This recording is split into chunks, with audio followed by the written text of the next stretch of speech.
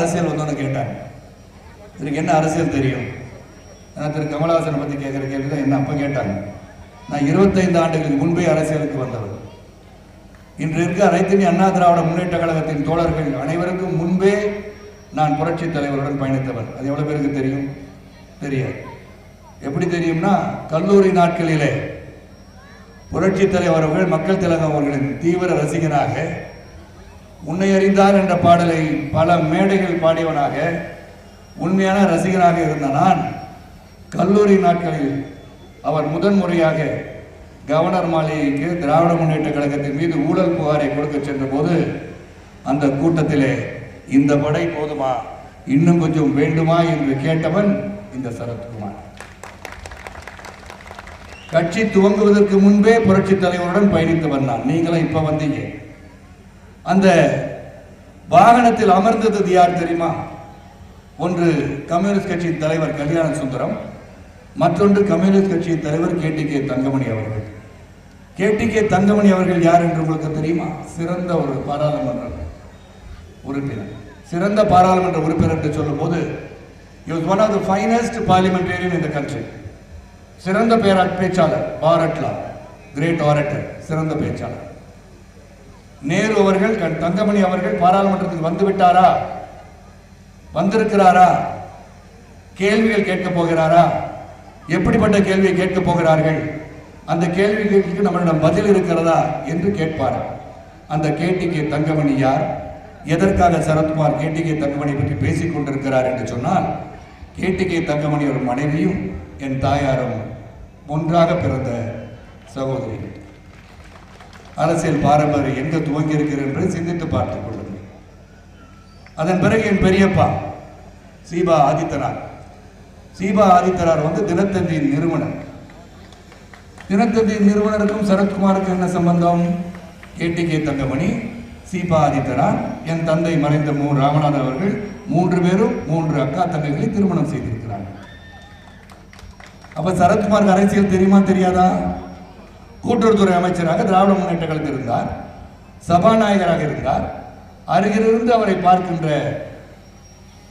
ஒரு அனுபவம் மிக்க ஒரு மனிதனாக வளர்ந்தவர் நான். அதன் பிறகு என்னுடைய மைத்துனர் மறைந்த KP கந்தசாமி அவர்கள் தினகரன் பத்திரிகையை முதல் துவக்கியவர். அவர் அறநிலைத்துறை அமைச்சராக திராவிட முன்னேற்ற கழகத்தில் பதவி வகித்தவர். அவர் என்னுடைய அக்கா மல்லிகா கந்தசாமியோடைய கணவர் கந்தசாமி அவர்கள். ஆக எனக்கு அரசியல் தெரியுமா என்பதை தெரியாதவர்கள் தெரிந்து கொள்ள வேண்டும். அரசியல் பாரம்பரியமில்லை ஒரு குடும்பத்தில் பிறந்தவன் நான். ஆனால் என் தந்தையோ பெரிய பாரம்பரியமுடைய குடும்பமாக இருந்தாலும் என் தந்தை செய்திகள் வாசிப்பது ராமநாதன் என்ற கணேர் குரலுக்கு சொந்தக்காரராக ஆல் இண்டியா ரேடியோவில் தமிழ் செய்தி வாசிப்பாளராக தன் வாழ்க்கையை துவங்கினார். பிரஸ் இன்ஃபர்மேஷன் பியூரோ என்று சொன்னால் INP மினிஸ்டர் கீழே வருது. பிரஸ் இன்ஃபர்மேஷன் பியூரோ என்று சொல்லும் போது தமிழகத்திலிருந்து அச்சிடப்படுகின்ற அனைத்து பத்திரிகையும் மத்திய அரசை பற்றி என்ன எழுதுகிறது, எந்த இயக்கத்தை அவர்கள் ஆதரித்து எழுதுகிறார்கள் என்பதை கணித்து அதை மாநில அரசிடமிருந்து மத்திய அரசு தெரிவிக்கின்ற ஒரு அதிகாரியாக இருந்தவர் தான் என் தந்தையார். செய்திகள் வாசிப்பது ராமநாதன் கேள்விப்பட்டிருந்தீங்கன்னா அந்த காலத்தில் வாழ்ந்தவர்கள் தெரியும். சரோஜ் நாராயணசாமி, பூர்ணம் விஸ்வநாதன், ராமநாதன் என்ற கணீர் குரலுக்கு சொந்தக்காரன் மகன் தான் சரத்குமார். என் அண்ணன் மறைந்த சுதர்சன் தூத்துக்குடி காங்கிரஸ் கட்சியின் தலைவனாக பயணித்தவர். அதனால எனக்கு அரசியல் உங்க எல்லாரையும் தெரியும். இன்னைக்கு இருக்கிற ஆட்சியாளர்களோட அதிகமா தெரியும்.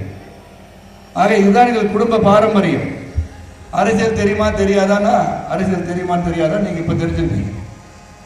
அதன் பிறகு என் அரசியல் பயணத்திலே 1996ஆம் ஆண்டு அன்றைய அனைத்து இந்திய அண்ணா திராவிட முன்னேற்ற கழகம் ஊழல் மிகுந்த ஒரு கட்சியாக இருக்கிறது என்று மக்கள் அனைவரும் நினைக்கின்ற நேரத்திலே அதை உறுதியாக மக்களிடம் எடுத்துச் செல்ல வேண்டும் என்று நினைக்கும் போது சூரிய வம்சம் திரைப்படம் மிகப்பெரிய வெற்றி படமாக உலா வந்து கொண்டிருக்கும் போது அதிலே நேரடியா சூரிய வம்சத்துக்கு அப்புறம் படத்தில் நடிச்சுட்டே இருந்திருந்தேன்னா இன்னைக்கு நான் சூப்பர் ஸ்டார் ஆயிருக்கலாம். ஆனால் அந்த சூழ்நிலையிலும் ஒரு ஆட்சி மாற்றம் தமிழகத்திற்கு தேவை. மக்கள் அந்த ஆட்சி மாற்றத்தை விரும்புகிறார்கள். அந்த பூனைக்கு யார் மணி கட்டுவதை நினைக்கும் போது ஜூனியர் விகடன் பத்திரிகையிலே 4 பக்கத்திற்கு பேட்டி கொடுத்திருந்தேன். இந்த ஆட்சி அகற்றப்பட வேண்டும் என்று தைரியமாக. அப்ப எங்க வீட்டு கண்ணாடியெல்லாம் உடைச்சாங்க. உன் தலையை சீவிருவேன்னு சொன்னாங்க. எங்க வரணும் சீவுங்கன்னு கேட்டேன். 40 நாட்கள் பிரச்சாரம் செய்திருக்கின்றேன். அந்த பிரச்சாரம் 10 மணிக்கு முடிகிற பிரச்சாரம் கிடையாது. 24 மணி நேரம் பிரச்சாரம். அதில் 2 மணி நேரம் தூங்கி இருப்பேன். 40 நாட்களிலும் 2 மணி நேரம் தான் தூங்கியிருக்கேன். ஒரு ஆட்சியை மாற்ற வேண்டும் என்று நினைத்து விட்டால் அதை மாற்றுவதற்கான உண்மையான உழைப்பை தந்திருக்கின்றேன். ஆட்சியை மாற்றிருக்கின்றேன். அன்று திராவிட முன்னேற்ற கழகம் டாக்டர் கலைஞர், பொருளாளர் அன்பழகன் அவர்களை தவிர அனைவரும் இல்லத்திற்கு வந்திருந்தார்கள். இன்று முதலமைச்சராக வரப்போகிறேன் என்று கனவு கண்டு கொண்டிருக்கவர் அன்று அவர் ஒரு ஜூனியர் அந்த கட்சியிலே. அதனால் அவருக்கு வீட்டுக்கு வரல. ஆனால் அவர் அந்த கட்சியிலே பெருசாக எடுத்துக்கல. அப்ப யாரும் ஏளனம் செய்யவில்லை. உண்மையை சொல்கின்றேன். எல்லாம் பிரச்சாரம் பண்ணுங்க, தலைவர் சொல்லிட்டாங்க நீங்க பிரச்சாரம் பண்ணணும் அப்படின்னு சொன்னாங்க. எடுத்த காரியத்தை நிறைவேற்ற வேண்டும் என்ற எண்ணத்தில் தான் பிரச்சாரம் செஞ்சேன். அன்னைக்கு எனக்கு எல்லாரும் நிறைய பேர் இப்ப மையத்தை பார்த்தீங்கன்னா நிறைய அறிவாளிகள் இருக்காங்க.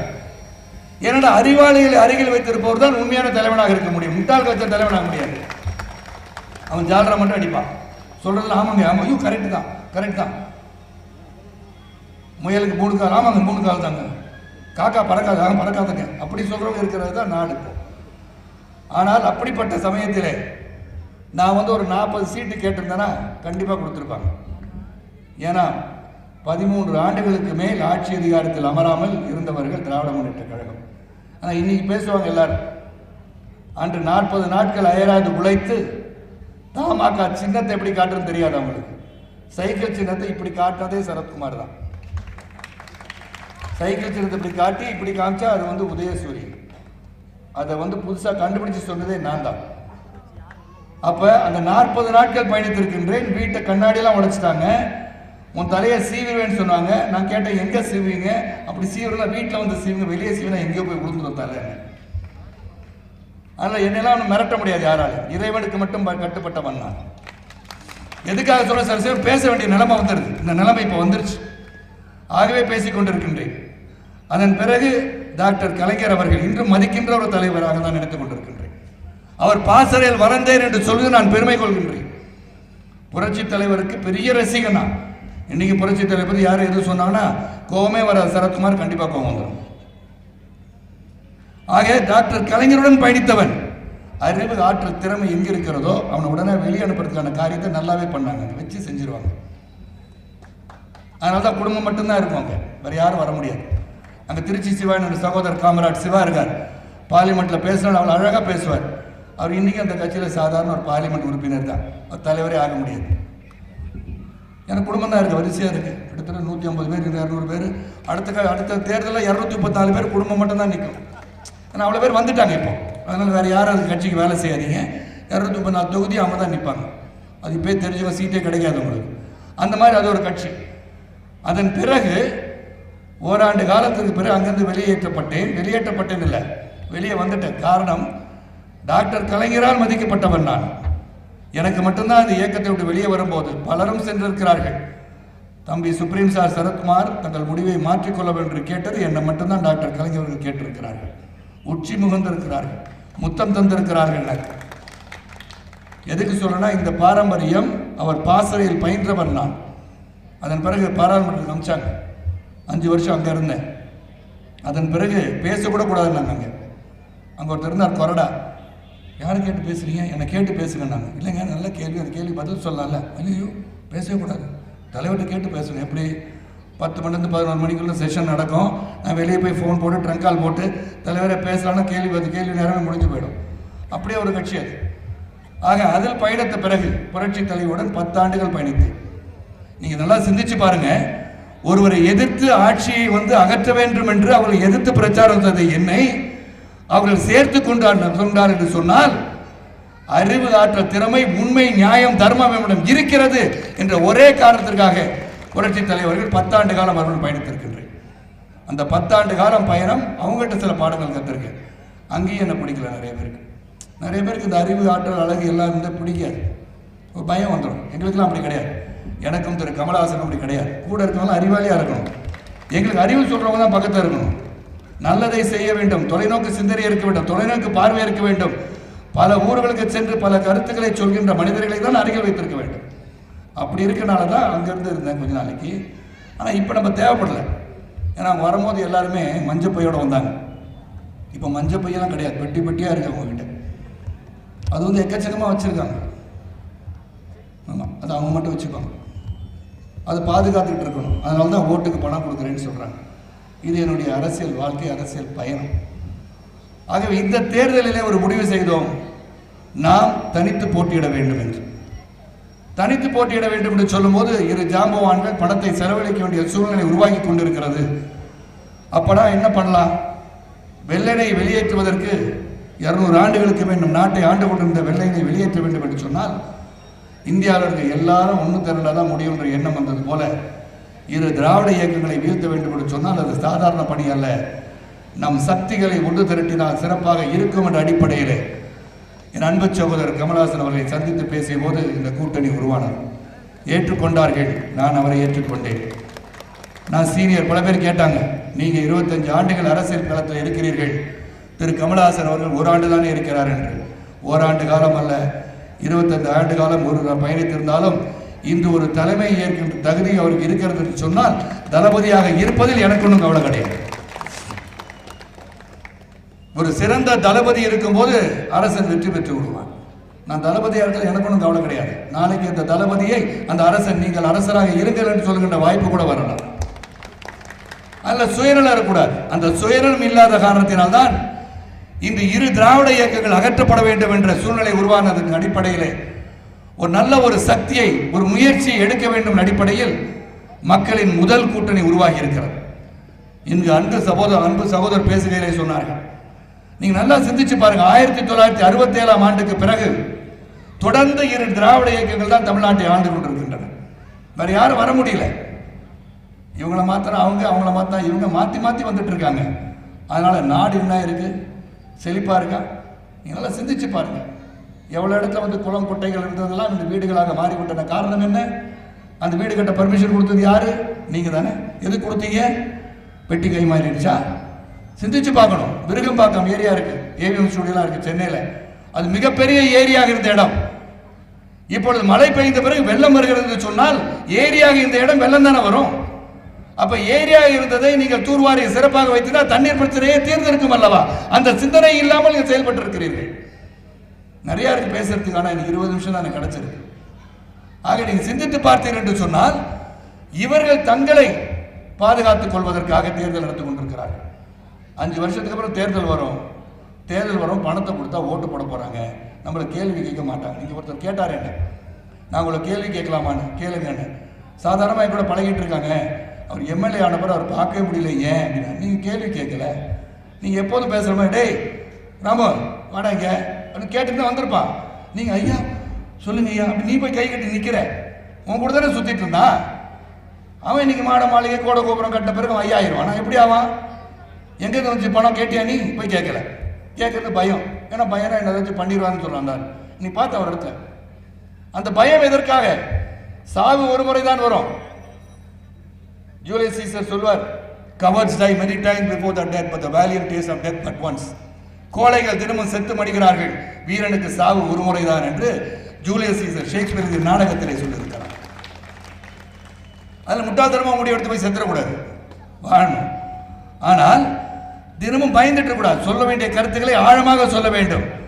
அப்படி ஆழமாக கருத்துக்கள் சொல்வது யார் என்று சிந்தித்து பார்க்கும் போதுதான் இன்று தைரியமாக சொல்ல நினைத்ததை உறுதியாக நேர்மையாக சொல்லக்கூடிய வலிமை புரிந்தவராக தான் திரு கமலஹாசன் அவர்களை நான் பார்த்தேன். பலர் இப்பதான் அவர் மீம்ஸ் எல்லாம் போட்டுக்கிறாங்க. அன்னைக்கு நடிகர் சங்க தமிழில் நீங்க வந்து அவரை திட்டுனீங்க, நான் திட்டவே இல்லை. அந்த தேர்தல் போது அது ஒரு வேற ஒரு பிரச்சனை. மனசிலே வச்சுட்டு சுத்திட்டு இருப்பாங்களா எல்லாமே? ஆட்சி மனோரமா ரஜினிகாந்த் திட்டாததான். எப்படிலாம் திட்டினாங்க? குடிகாரன் சிகரெட் பிடிச்சிட்டு சுத்திட்டு இருப்பான் என்னவெல்லாம் சொன்னாங்க. ஆனா அடுத்தது பார்த்தீங்கன்னா ரஜினிகாந்த் படத்தில் போட்டு படம் எடுத்தார், மறந்துட்டாரு. இது சில சமயங்களில் to err is human, to forgive is divine என்று சொல்லியிருக்கிறது பழமொழி.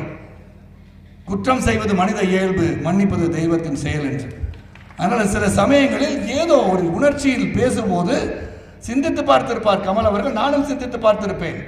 என்ன நினைச்சிருப்போம், நண்பர் ஏதோ சொல்லிவிட்டார், நண்பர் அவருக்கு அவர் மனசுல ஏதோ பதிந்திருக்கு சொல்லியிருக்காரு, அவர் எடுத்திருக்கார், இல்லாட்டி ஒன்று சேர்ந்திருப்போமா? பெரிய பகையா எங்களுக்குள்ள? சொத்து தகராறு எங்களுக்கு, அவர் சொத்தை நான் பிடிச்சிட்டு போயிட்டு இல்லையே, ஒன்றும் கிடையாது. அது ஒரு சிறிய விரிசல். உறவு என்று இருந்தால் கருத்து வேறுபாடுகள் வர வேண்டும். கணவன் மணி சொல்லுவாங்க, 50 வருஷம் நாங்கள் ஒன்றா இருக்கோங்க, ஒரு நாள் கூட சண்டை வரல. இவ்வளோ பெரிய பொய். என்ன சொல்கிறீங்க? சூப்பர் ஸ்டார் படம் ரிலீஸ் ஆகிருக்கு, கூட்டு போகிறீங்களான்னு வீட்டில் கேட்டால் வந்துடுறேன், 6:30 மணிக்கு வந்துடுறேம்மா, ரெடியாகிரு, நல்ல ட்ரெஸ்ஸை போட்டு தயாராரு, போயிட்டு போய் புகாரி ஹோட்டலில் சாப்பிட்டு வந்துடும்னு சொல்லிட்டு நான் 10 மணிக்கு வந்தேன்னா பிரச்சனை தான் இல்லையா? ஒத்துக்கணும், உண்மையை ஒத்துக்கணும். அது எப்படி கருத்து வேறுபாடு வராமல் இருக்கும்?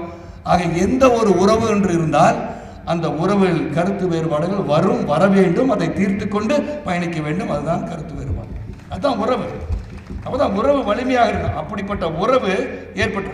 ஆக எதுக்கு இது சொன்னா, சில பேர் சொல்லிட்டு போறாங்க, இங்கே நிற்பவர்கள் சொல்கிறார்கள், கமலஹாசன் வந்து ஊரில் இருக்க மாட்டாரு, வெளியூர்லேருந்து வந்து இங்கே நிற்கிறாருன்னு. முதலாவது ஒன்றை மட்டும் புரிந்து கொள்ள வேண்டும், தமிழக மக்களாகிய நீங்கள் அனைவரும், ஒரு மனிதன் தேர்தலில் நிற்க வேண்டும் என்று சொன்னால் எந்த தொகுதி வேணா போய் நிற்கணும். ஒவ்வொரு ஜாதியை உருவாக்குனது யாரு? திராவிட இயக்கங்கள் தான் ஜாதியை உருவாக்குனாங்க. எனக்கு நான் என்ன ஜாதின்னு தெரியாது, அரசியல் வந்த பிறகு எனக்கே தெரியும். ஆமாம், உண்மைதான். ஏன்னா எங்கள் அப்பா மனித ஜாதி தான் எழுதுவார். அதே தான் கமலஹாசன் அவர்கள் ஒரு மகளுக்கு எழுதியிருக்காரு. பாரு எவ்வளோ ஒரு ஒற்றுமை எங்கள் 2 பேருக்குள்ள. ஏதோ சும்மா சொல்ல, அதான் உண்மை, நடந்தது உண்மை. எங்கள் அம்மா அப்புறம் சொன்னாங்க, எழுதுங்க, என்ன ஜாதின்னு போட்டு சீட்டை வாங்கி கொடுப்பீங்களா, அதே பண்ணிட்டு இருக்கீங்க. நாங்கள் தாயின் வயிற்றில் கருவுற்று இருக்கும் போது எந்த ஜாதியில் பிறக்க போகிறோம், எந்த மதத்தில் பிறக்க போகிறோம், எந்த மொழி பேசுகிறோம் பிறக்க போகிறோம் அறியாமல் பிறந்து விடுகிறோம். பள்ளி பருவத்தில் தெரிவதில்லை, கல்லூரி நாட்களில் தெரிவதில்லை, பாலாய் பணிந்த அரசியல் வந்தால் மட்டும் ஜாதி அடையாளம் காட்டப்படுகிறீர்கள். அதெல்லாம் சமத்துவத்தை நான் பேசுகிறேன், கமலஹாசன் அவர்கள் சமத்துவத்தை பேசுகிறாங்க. சமத்துவத்தை பேசுகிறா, நீ இடஒதுக்கீடை பற்றி நீ எதுக்குறியான்னு கேட்டுருவாங்க. கரெக்டாக சொன்னார் கமலஹாசன். அவர் சொல்லலை, இடஒதுக்கீடு தேவை என்று தான் சொல்லியிருக்கிறார். திரிப்பதற்கு ஒன்று வேண்டும் அல்லவா? இவர் சொல்றதை எதிர்மறையாக சொல்லணும், இல்லை கருத்து சொல்லணும்ல. அம்மா சொல்றாங்க, வானதி சீனிவாசன் ரொம்ப நல்லவங்க, எனக்கு ரொம்ப பிடிக்கும் அவங்கள, வெரி குட் லீடர் தான், இல்லைன்னு சொல்லலை. ஆனால் பேசுறதை வந்து நல்லா பேசணும். அவங்க கூட சில பேர் வந்து 3 நாள் பிரச்சாரம் பண்ணிட்டு போயிருக்காங்க. மம்தா பானர்ஜி பார்க்க போனார், கமலஹாசன் கால் உடஞ்சி போச்சு, இவருக்கும் உடஞ்சி போச்சு பார்த்தீங்கன்னாங்க. எவ்வளோ ஒரு நாகரிகமான பேச்சு, எவ்வளோ ஒரு அரசியல் கருத்து இல்லை, ரொம்ப தேவையான கருத்து இது. இவர் கால் உடஞ்சி போச்சு, அவனுக்கு கால் உடஞ்சி போச்சு, இவனுக்கு உயிர் போயிடுச்சு, அவனுக்கு உயிர் போயிடுச்சு. ஆகா, இன்னொரு தத்துவம். இவங்கெல்லாம் பேசி சுற்றிட்டு இருக்காங்க, பக்கத்துலேருந்து கேட்டுட்டு இருக்காங்க. இதெல்லாம் எதுக்கு சொல்லணும்? நாகரிக அரசியல் வேண்டும். நாகரிக அரசியல் மட்டுமல்ல, தொலைநோக்கு சிந்தனை வேண்டும். நாங்கள் கூட்டணி இணைந்திருக்கிறோம் என்று சொன்னால் அதுக்கு காரணம் இருக்கிறது. எங்களுடைய தொழில் நடிப்பு, கேமராக்கு முன்னாடி நடிப்போம், வெளி உலகத்தில் நடிக்க மாட்டோம், உண்மையை மட்டும் தான் பேசுவோம். ஒரு முறை டாக்டர் கலைஞர் அவர்கள் திருச்சியிலே மரணம் அடைந்து விட்டார்கள் என்ற செய்தி வந்தது. பத்திரிகை உலகத்தில் இருப்பதால் 5 நிமிஷத்தில் தெரிஞ்சுக்கிட்டேன், அவருக்கு ஒன்றும் இல்லை, நல்லா தான் இருக்காருங்க. அங்கே ஒரு பெரிய புக்கு வச்சுருந்தாங்க. எல்லாரும் போயிட்டு, தலைவர் அவர்களே நீங்கள் நலமாக இருக்க வேண்டும், உங்களுக்கு ஒன்றும் ஆகலையேன்னு போட்டு எழுதிட்டே வந்தாங்க. தலைவர் அவர்களை அலைபேசியில் அழைத்தார்கள். பேசி நீ எங்கே இருந்தீங்கன்னு கேட்டார். எப்பப்பான்னு கேட்டேன். அன்றைக்கி எனக்கு இந்த மாதிரி உடம்புல சரியில்லை அப்படின்னு ஒரு செய்தி வந்துச்சே அப்படின்னு. ஆமாம் வந்துச்சு, நான் சென்னையில் தான் இருந்தேன் அப்படின்னு. அப்புறம் ஏன் வந்து வீட்டுக்கு வந்து பார்க்க வரல? அப்பா நான் வந்து எங்கள் தந்தையார் இறந்த பிறகு அப்பா என்ற அழைப்பு, நீங்கள் உயிரோடு இருக்கிறீங்கன்னு சொன்ன பிறகு நீங்கள் இறந்து விட்டீர்களா என்று போய் கேட்பேனா? நான் வந்து நடிக்க தெரியாதுப்பா, நான் கேமரா முன்னாடி தான் நடிப்பேன். நான் வந்து சும்மா வந்து 5 நிமிஷத்தை உங்களை பற்றி உங்களுக்கு நல்லா இருக்கீங்க தெரிஞ்ச பிறகு வந்து நடிப்பனாக இருந்தால் நான் ஒதுக்கிக் கொள்கிறேன். அன்னைக்கு தான் எனக்கு முத்தம் கொடுத்தார். ஆக என்னை பொறுத்தவரை இந்த கூட்டணி, இது திராவிட இயக்கங்கள், ஒரு மாற்றம் வேண்டும். மாற்றம் என்பது நிச்சயமாக தேவை. நீங்க பாருங்க, 70 ஆண்டு காலம் வந்து இன்னைக்கும் பாருங்க, கிராமப்புறத்தில் சாக்கடை ரோட்ல ஓடிட்டு, வீட்டுக்கு எதிர வெளியே ஓடுது. அதான் நான் இன்னைக்கு பேசும்போது சொன்னேன், சோஷியல் பேக்வர்ட்னஸ். கிராமத்தில் நல்லா படித்து பட்டதாரியாக இருப்பான், வெளிநாடுக்கு போய் வேலை செய்ய போயிருப்பான். ஆனால் அவனுடைய ஃப்ரெண்ட்ஸை வீட்டுக்கு கூட்டு வர மாட்டான். ஏன் சொல்லுங்க? அவன் வீட்டுக்கு முன்னாடி சாக்கடை போயிட்டு இருக்கான், அவனுக்கு உள்ளுக்குள்ள இன்ஃபீரியாரிட்டி காம்ப்ளெக்ஸ், துவண்டு போகிறான். நான் வீட்டுக்கு முன்னாடி ஒரு சாக்கடை ஓடுதை என்ன நினைப்பாங்கன்னு. அப்படி இருக்குன்னா 70 ஆண்டு காலத்தில் உன்னாலே பொருளாதார அடிப்படையில் உயர்த்தி இன்ஃப்ராஸ்ட்ரக்சர் டெவலப்மெண்ட் பண்ணாத ஒரு நாடு இங்கே இருக்கு. ஆக இந்த தெப்பக்குளம் இங்கே பார்த்தீங்கன்னா, இந்த தொகுதியை பொறுத்தவரை பல முன்னேற்றங்கள் நடக்க வேண்டி இருக்கிறது. நல்ல ஒரு தொகுதி, மேம்படுத்தக்கூடிய ஒரு தொழில், சிறந்த ஒரு இடம். பொருளாதார அடிப்படை உயர்த்தக்கூடிய இடத்தில் நாம் நல்ல ஒரு வேட்பாளர் கிடைத்திருக்கிறார். அந்த வேட்பாளர் விட்டு அதை கெட்டியாக பிடிச்சிக்கணும். நல்லவர், வல்லவர், நம்மவர் என்று பெயர் எடுத்தவர். நிச்சயமாக சிறப்பாக அவர் உங்களால் செயல்பட முடியும். மற்றவர் சொல்கிற மாதிரி இப்போ டெக்னாலஜி வளர்ந்துருச்சு. நீங்கள் சென்னையில் உட்காந்துக்கிட்டே இங்கே என்ன நடக்குதுன்னு தெரிஞ்சுக்கலாம். அப்படி இருக்கும்போது இங்கே வரமாட்டான்னு சொல்கிறது தவறு. இப்போ கூட சொன்னேன், தென்காசியில் நான் வேட்பாளர் இருக்கும்போது நான் என் அலைபேசி எண்ணை தருகிறேன் என்று சொன்ன பிறகு இப்போ ஃபோன் நம்பரை கொடுத்தேன். அதுக்கப்புறம் நான் சொன்னதை செய்யாட்டி சட்டையை பிடிச்சி இழுத்து இதை கேளுங்க. நான் ஒருத்தனுக்கு அந்த வேலை கொடுக்கல. ஆக நியாயத்தையும் தர்மத்தையும் பேசுகின்றவர்கள் வெற்றி பெற வேண்டும். அந்த நியாயத்தையும் தர்மத்தையும் பேசி தொலைநோக்கு சிந்தனை பல திட்டங்களை, சீரிய திட்டங்களை செயல்படுத்துகின்ற ஒரு நல்ல வேட்பாளர் திரு கமலஹாசன் அவர்கள். அந்த கமலஹாசன் அவர்கள் கரங்களை வலுப்படுத்துவதற்காக இந்த கூட்டணியில் இணைந்திருக்கின்றோம். இந்த கூட்டணி வெற்றி பெற வேண்டும் என்றால் அது உங்க கையில் தான் இருக்கு. நீங்க நினைச்சா முடியும். எந்த ஒரு மாற்றத்தையும் உங்களால் உருவாக்க முடியும். எது நினைச்சாலும் முடியணும். தோல்விகள் வரும். தோல்வியை பார்க்கும்போது என்ன சொல்ற, failure is an experience in life. நீங்க தோத்தா தான் தெரியும். சைக்கிள் ஓட்ட கற்றுக்கணும்னா கீழே விழுந்தா தான் சைக்கிள் ஓட்ட கற்றுக்க முடியும். அதனால் நாங்கள் தோற்றுருவோம்னு சொல்ல வரல. முயற்சி இருக்கும்போது, உண்மையான முயற்சி இருக்கும்போது, அந்த முயற்சி உறுதியாக மக்கள் பயணிக்கின்ற ஒரு முயற்சியாக இருக்கும்போது அந்த முயற்சி வெற்றி பெற வேண்டும் என்று சொன்னால் மக்கள் மாற வேண்டும். நீங்கள் எப்போ 1000 2000 ஓட்டுக்கு பணம் வாங்கி ஓட்டு போடுறீங்களோ, வருங்கால இளைய சமுதாயம், வருங்கால இளைஞர்கள், நமது நாளைய தலைமுறை சீரழிந்து விடும் என்பதை சொல்லி தமிழக மக்களே, இந்த தொலைக்காட்சிகள் மூலமாக, இந்த பொதுக்கூட்டம் வாயிலாக சொல்கிறேன், வீடு வீடா காலில் விழுங்கன்னு சொன்னா கூட காலில் விட தயாரா இருக்கேன். காரணம், நம் வருங்காலம் சிறப்பாக இருக்க வேண்டும். கை நீட்டி காசை வாங்காதீங்க, உழைச்சு பாருங்க. உழைச்சு சாப்பிடுற அந்த 10 ரூபாய் தாங்க உடம்புல ஒட்டும். ஓசியில வர 1000 ரூபாய் 2000 உடம்புல ஒட்டே ஒட்டாது. தன்மானத்துடன் வாழுங்கள். உழைத்து வாழ்ந்த அந்த சொந்த காலில் நின்று பாருங்கள். அப்பொழுது வரும் மகிழ்ச்சி, புன்னகை, பூரிப்பு, அதுதான் உண்மையான மகிழ்ச்சி. அந்த மகிழ்ச்சி வர வேண்டும் என்று சொன்னால் இங்கு நமது கூட்டணி, மக்களின் முதல் கூட்டணி, அதன் வேட்பாளர் அன்பு சகோதரர் திரு கமலஹாசன் அவர்களுக்கு டார்ச் லைட் சின்னத்தில் வாக்களித்து அமோக வெற்றி பெற செய்யுமாறு தாழ்மொழி கேட்டுக்கொண்டு, நேரம் அதிகமாக இருந்தால் ஒன்று அதிகமாக பேசியிருப்பேன். பல கருத்துக்கள், செய்ய வேண்டிய வாக்குறுதிகள் என்ன கொடுத்திருக்கார் என்பதையெல்லாம் அடுத்த மேடையிலே நான் இங்கு பேசாவிட்டாலும் உங்கள் சித்தி, உங்கள் வாணிராணி, என் மனைவி ராதிகா சரத்குமார் அவர்கள் கடைசி 2 நாட்கள் இறுதி பிரச்சாரத்தை திரு கமலஹாசன் அவர்களுடன் செய்வார் என்று உறுதியளித்து விடைபெறுகின்றேன். ஜாதி, மத, மொழி பேதமற்ற புதிய சமுதாயத்தை உருவாக்க பாடுபட்டு கேட்டுக்கொண்டு விடைபெறுகின்றேன். நன்றி, வணக்கம்.